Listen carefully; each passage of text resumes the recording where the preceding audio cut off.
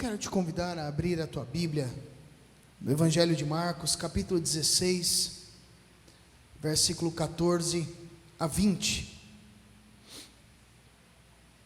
Evangelho de Marcos, capítulo 16, do versículo 14 até o versículo de número 20. Diz assim a palavra do Senhor: Finalmente apareceu Jesus aos 11, quando estavam à mesa, e censurou-lhes a incredulidade e dureza de coração, porque não deram crédito aos que o tinham visto já ressuscitado. E disse-lhes: Ide por todo o mundo e pregai o evangelho a toda criatura. Quem crer e for batizado será salvo. Quem porém não crer será condenado. Estes sinais hão de acompanhar aqueles que creem. Em meu nome expelirão demônios, falarão novas línguas, pegarão em serpente, se alguma coisa mortífera beberem não lhes fará mal, se impuserem as mãos sobre os enfermos, eles ficarão curados. De fato, o Senhor Jesus, depois de lhes ter falado, foi recebido no céu e assentou-se à destra de Deus. E eles, tendo partido, pregaram em toda parte, cooperando com eles o Senhor e confirmando a palavra por meio de sinais que se seguiam. Amados, nessa semana eu estava meditando em vários textos, lendo alguns livros, e um dos livros que eu estava lendo, o autor falando acerca da realidade cristã dos nossos dias, enquanto eu lia, me veio à memória este texto, e este texto permaneceu alguns dias comigo. É um texto bastante conhecido, nós já pregamos neste texto, os amados certamente já ouviram inúmeras ministrações sobre este texto, mas eu fiquei refletindo, pensando, o que significa o ID para a minha vida?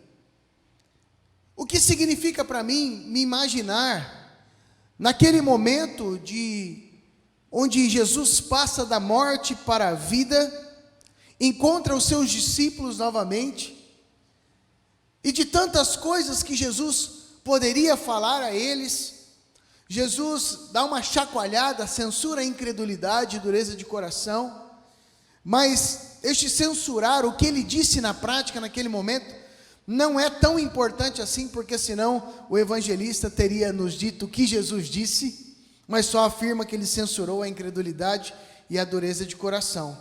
Mas o fato é que o que se segue, que é ide por todo mundo e pregai o evangelho, são as últimas palavras de um tutor, de um mestre, outorgando toda a responsabilidade do reino dele, dos ensinamentos passados durante 3 anos, aos seus liderados.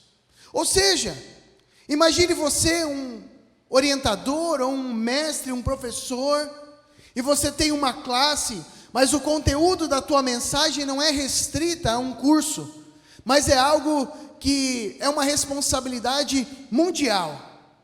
E de repente, depois de 3 anos ensinando os teus alunos, você simplesmente cumpre com a sua palavra, que morreria, ressuscitaria, mas iria para junto do Pai, e realmente aqueles que não estavam acreditando que isso aconteceria, Jesus tem como últimas palavras: agora é com vocês. E meditando nessa responsabilidade do ID, o Senhor ministrou ao meu coração justamente essa expressão: ID, um chamado à responsabilidade. Nós vamos meditar 3 momentos que o Senhor falou ao meu coração, desse significado do ID para os discípulos.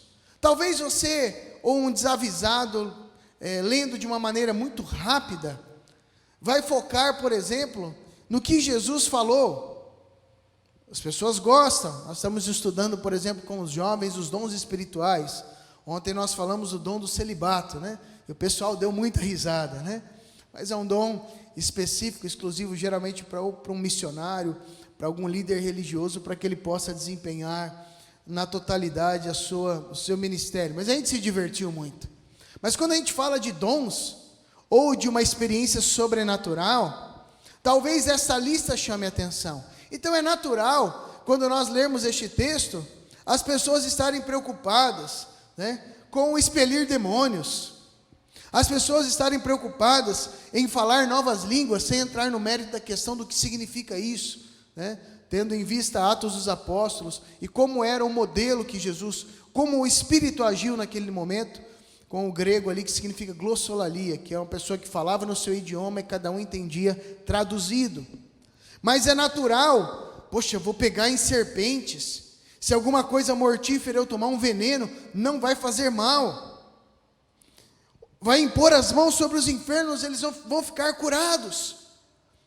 Talvez nós voltamos os nossos olhos tanto para essas sinalizações do reino de Deus, sobrenaturais, que nós podemos perder de vista o real e verdadeiro significado dessa transmissão que Jesus dá aos seus discípulos, dessa autoridade, desta ordem, deste imperativo, agora é com vocês.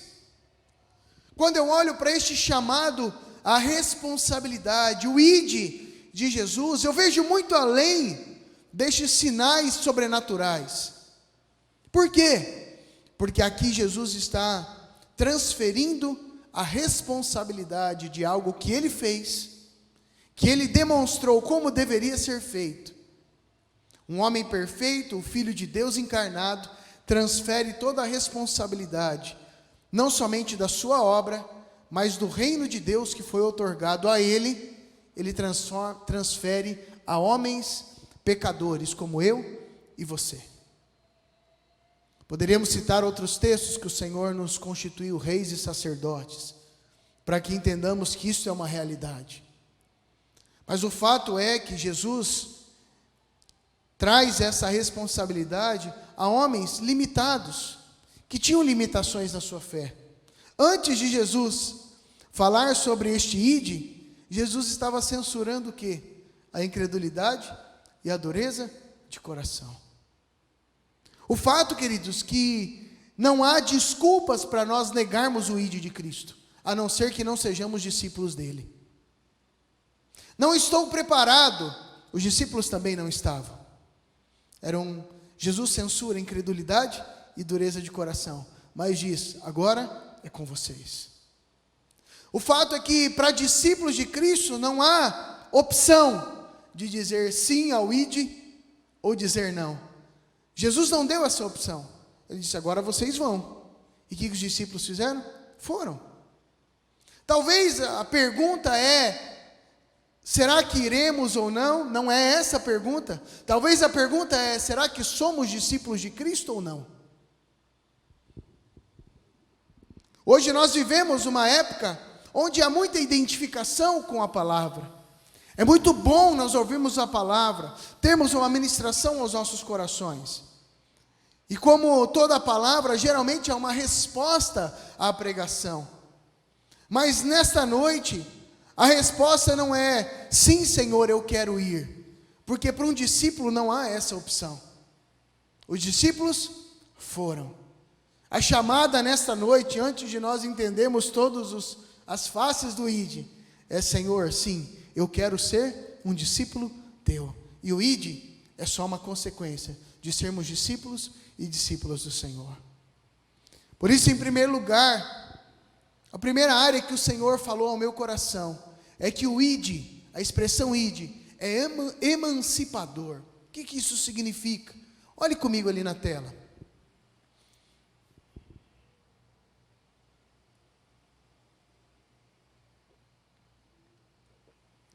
Versículo 14. Finalmente apareceu Jesus aos 11, quando estavam à mesa, censurou-lhes a incredulidade e dureza de coração, porque não deram crédito aos que o tinham visto já ressuscitado. E disse-lhes, ide por todo o mundo e pregai o evangelho a toda criatura. Versículo 19.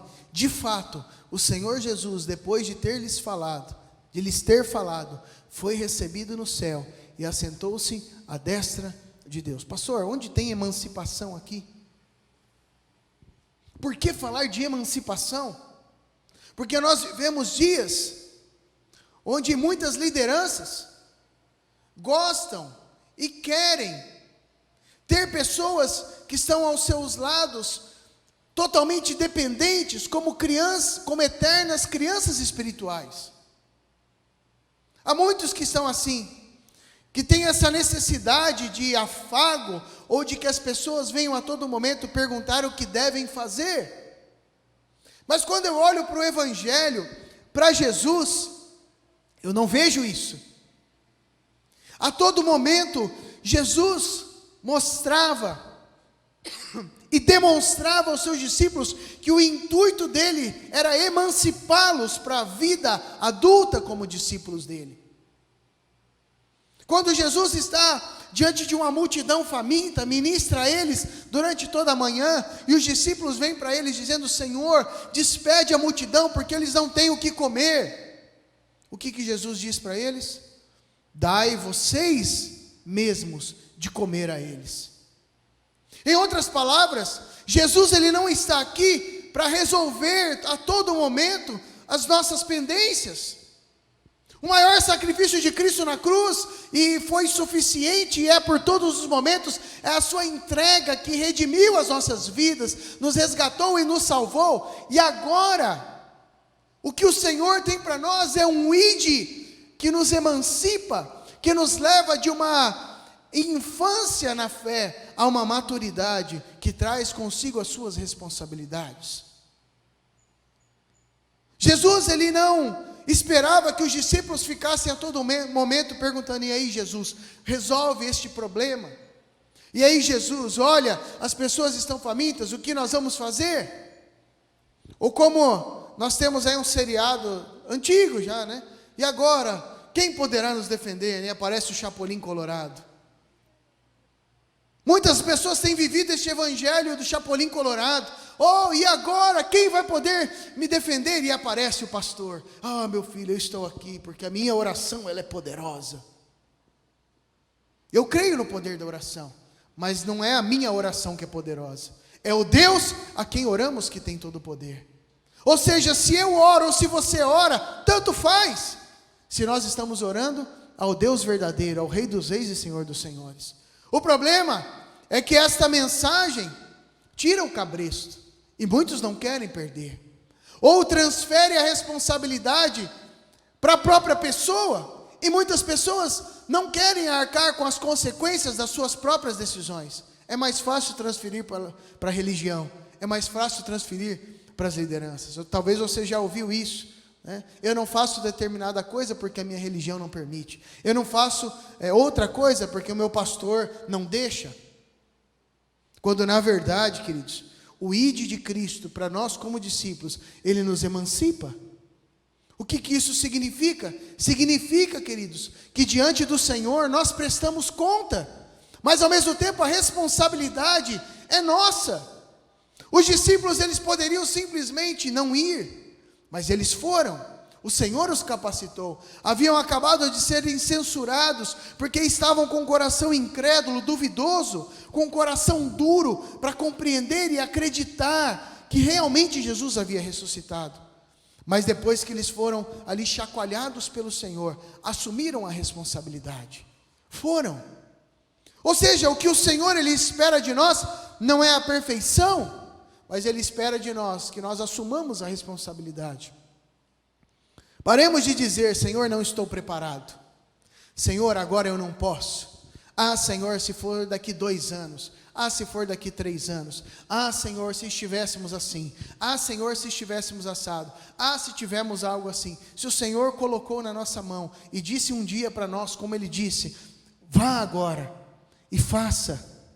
É porque nós devemos ir e fazer. Não há mais o que esperar. É um ide que nos emancipa como filhos do Senhor. É um ide que nos faz viver nesta dimensão do acontecer. Não de ficar apenas no mundo das ideias, mas do fazer acontecer. Isso não implica em vivermos longe da igreja, longe do reino de Deus, longe do corpo de Cristo, jamais. Porque o ide aponta para nós que somos corpo de Cristo, para nós levarmos a realidade do Senhor, que é justamente o segundo momento. O ide é emancipador, mas nos emancipa para quê? Em segundo lugar, o ide é a jornada do reino de Deus. Nos emancipa para implantarmos o reino de Deus. O problema, queridos, é que é muito mais fácil nós colocarmos barreiras e limitações, ou protelarmos para um próximo momento, ou transferirmos a responsabilidade para outros, daquilo que o Senhor jogou na nossa mão. Quando Ele diz, ide por todo mundo, e pregai o evangelho a toda criatura, o ide aqui, é o ide para quê? Para o reino, para implantar o reino de Deus. Os sinais, que sinais são esses? São os sinais do reino de Deus. Aqui Jesus, Ele cita expelir demônios, falar novas línguas, Ele cita outras questões, mas que tudo isso está dentro da realidade do reino de Deus. Olhe comigo Lucas capítulo 10, verso 8 e 9. Jesus, Ele diz o seguinte: quando entrardes numa cidade, e ali vos receberem, comei do que vos for oferecido, curai os enfermos que nela houver, e anunciai-lhes, a vós outros está próximo o reino de Deus. Mateus capítulo 12, verso 28, Jesus estava sendo questionado e acusado de expelir demônios em nome de Belzebu, e ele responde: olha, se eu porém expulso demônios pelo Espírito de Deus, certamente é chegado o reino de Deus sobre vós. Finalmente, o apóstolo Paulo, em Romanos 14, 17, ele diz: porque o reino de Deus não é comida nem bebida, mas justiça e paz e alegria no Espírito Santo. Ou seja, estes sinais que Jesus falou em Marcos, que Marcos nos relata, que Lucas nos relata, que Mateus nos relata, são sinais que trazem justiça, paz e alegria no Espírito Santo. A nossa função diante do ide é compreender que não é um momento específico, mas é uma jornada onde nós levamos justiça, paz e alegria que provém do Espírito Santo. De que forma? Através dos nossos atos, atos de justiça, atos de paz, atos de alegria, atos que implantam o reino de Deus na vida das pessoas. Porque é uma jornada, porque a expressão ide não é um imperativo comum, como nós compreendemos na nossa língua portuguesa. A tradução aqui, essa expressão, ela está no Auristo II, que neste texto, ela equivale ao gerúndio do português. Então talvez a melhor tradução seria indo por todo mundo e pregando o Evangelho. Qual é o sentido disso? À medida que eu vou, eu anuncio o reino de Deus. Não só anuncio com palavras, mas à medida que eu vou, os sinais do reino me acompanham. Ou seja, através das minhas ações, do poder de Deus em mim, eu trago paz, eu trago justiça, eu trago alegria. Nós não precisamos de um evento para isso. Não é errado nós fazermos um evento, mas para implantar a jornada do reino, o ide, que é a jornada do reino, nós não precisamos de nada disso. Nós carregamos o reino em nossas vidas. O reino de Deus está em nós, está entre nós. Nós só precisamos compreender que o ide é quando nós tiramos do intelecto e colocamos na prática, através das nossas ações.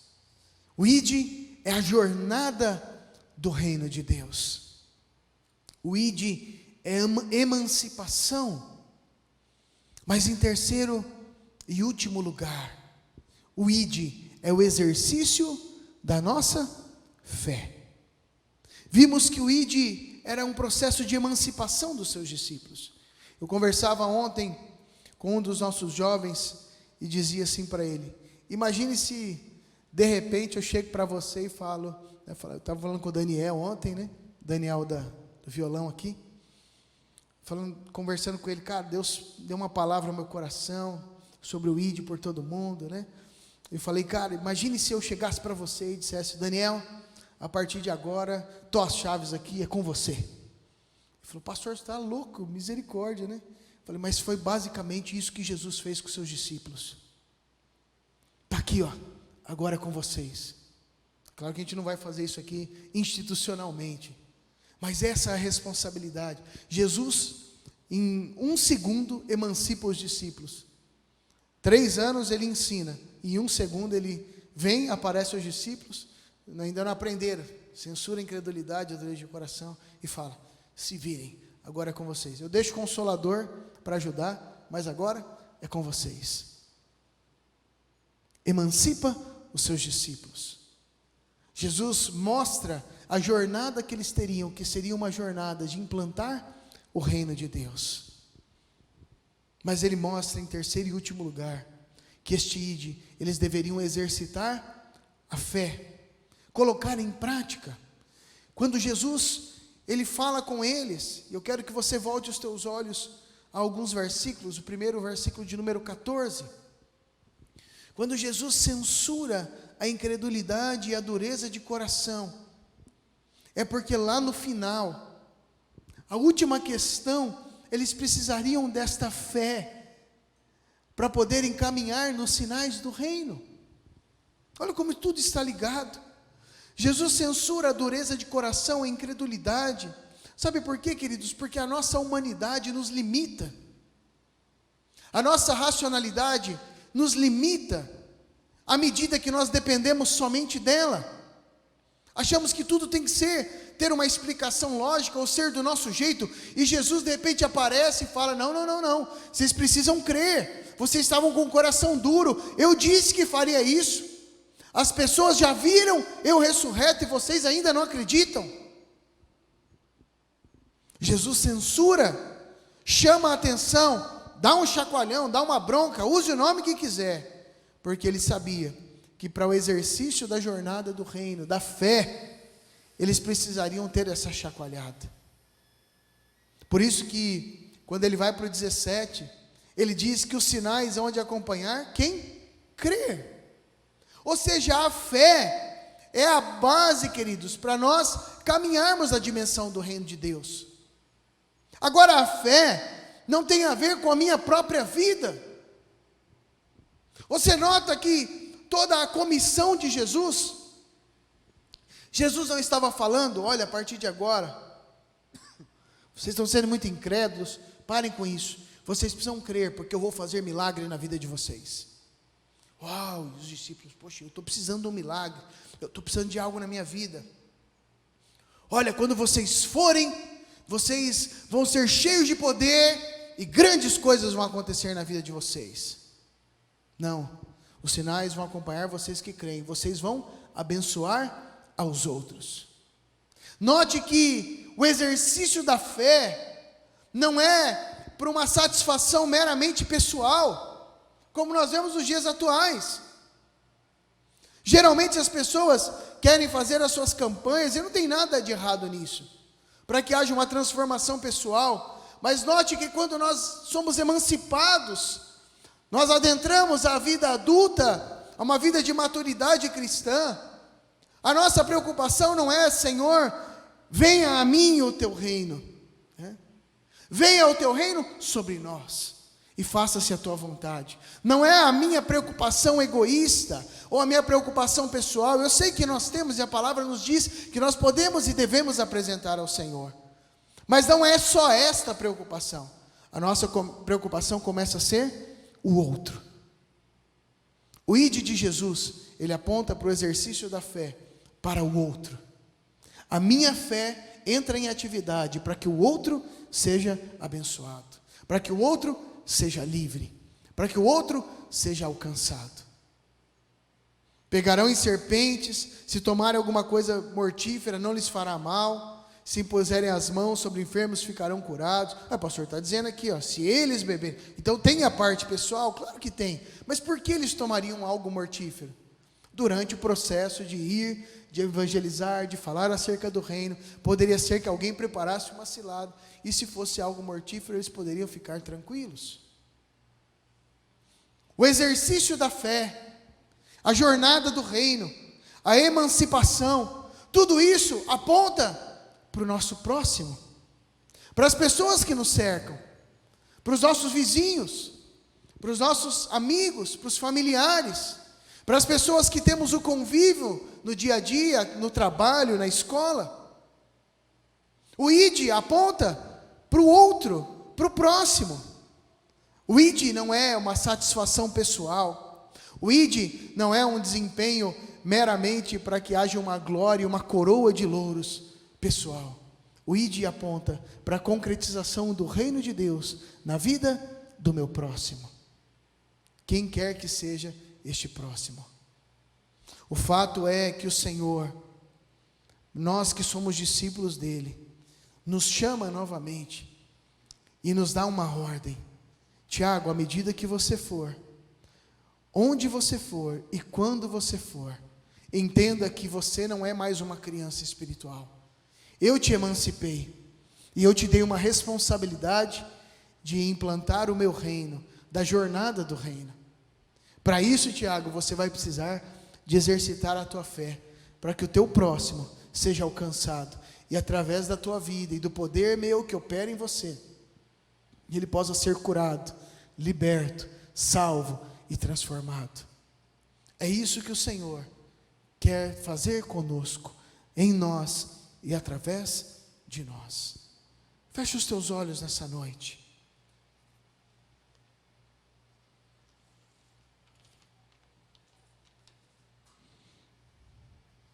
Como eu disse, esta noite não é de uma resposta positiva ou negativa ao ID.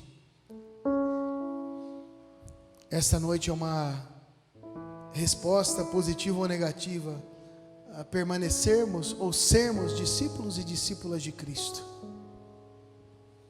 Se o somos, o Senhor nos emancipa, nos envia para a jornada do reino, e através da fé, o Senhor opera milagres, prodígios, sinais, maravilhas através da nossa vida. Isso Ele quer operar no dia a dia, queridos. Ficamos tão sensibilizados com as notícias do Afeganistão, e devemos ficar sensibilizados com as mortes que acontecem, as perseguições. Mas muitas vezes não ficamos sensibilizados com a morte que acontece ao nosso lado. Talvez porque não é uma perseguição religiosa, talvez nós não voltamos os olhos para pessoas que têm morrido sem a presença do Senhor, do nosso lado. Por isso não é uma opção, ID.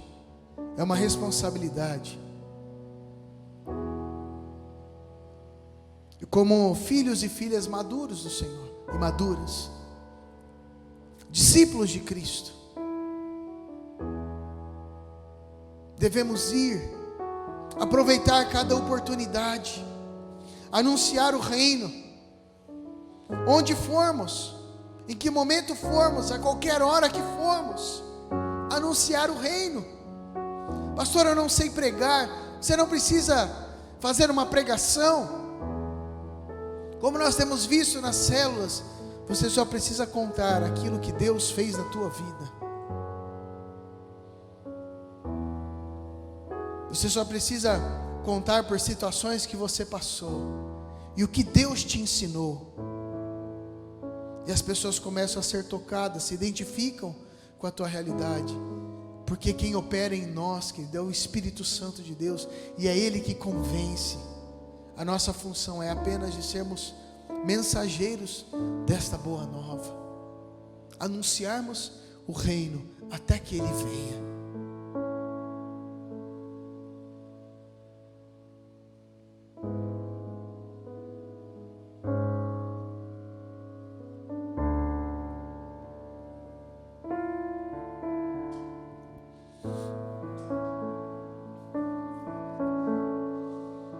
Quero te convidar a se colocar em pé na presença do Senhor. Nós vamos orar.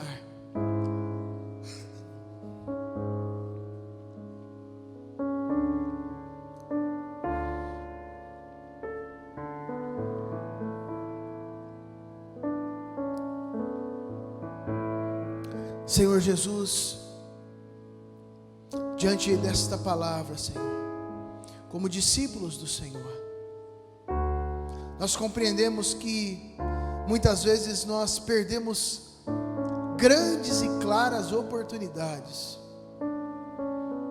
de anunciar o teu reino. Às vezes, Senhor, nós ficamos aguardando o Senhor fazer algo que nós mesmos deveríamos fazer. Mas diante deste teu ide emancipador, nós como discípulos e discípulas de Cristo, almejando esta maturidade, Senhor, nós iremos, vamos cumprir, ó Deus, com o teu chamado para a nossa vida, onde quer que formos, sem, ó Deus, protelar mais, sem arrumar, ó Deus, mais desculpas ou impossibilidades para o simples fato de deixarmos ser usados por Ti. Muitas vezes, Senhor, nós esperamos uma jornada específica ou algo específico para anunciar o teu reino, mas entendemos que o teu ide é por onde formos, no momento que formos, a qualquer hora, diante das oportunidades que temos, anunciaremos o teu reino, a justiça, a paz, a alegria que vem do Senhor. E nós queremos declarar nessa noite que nós cremos, ó Deus, no teu poder que opera em nós. Por isso, usa-nos, ó Deus. Amanhã, na segunda-feira, Senhor, estaremos cada um de nós no dia a dia comum da nossa vida. E que o nosso dia a dia comum, o Senhor possa agir de maneira maravilhosa e graciosa em nós e através de nós, Senhor. Amanhã iremos no posto abastecer os nossos carros. Amanhã iremos ao nosso trabalho, conversar com pessoas. Iremos à escola, aqueles que estudam, as mais variadas formas, ao mercado e a tantos outros compromissos que nós temos. Compromissos ordinários de uma vida ordinária. Mas o meu clamor, Senhor, o meu pedido nessa noite é que nesta vida ordinária, nos nossos compromissos ordinários, nós possamos ser usados de maneira maravilhosa pelo Senhor. Dá-nos, ó Deus, a sabedoria para compartilhar e falar deste lindo mover do teu reino sobre nós, daquilo que o Senhor já fez por nós e daquilo que o Senhor deseja ainda fazer.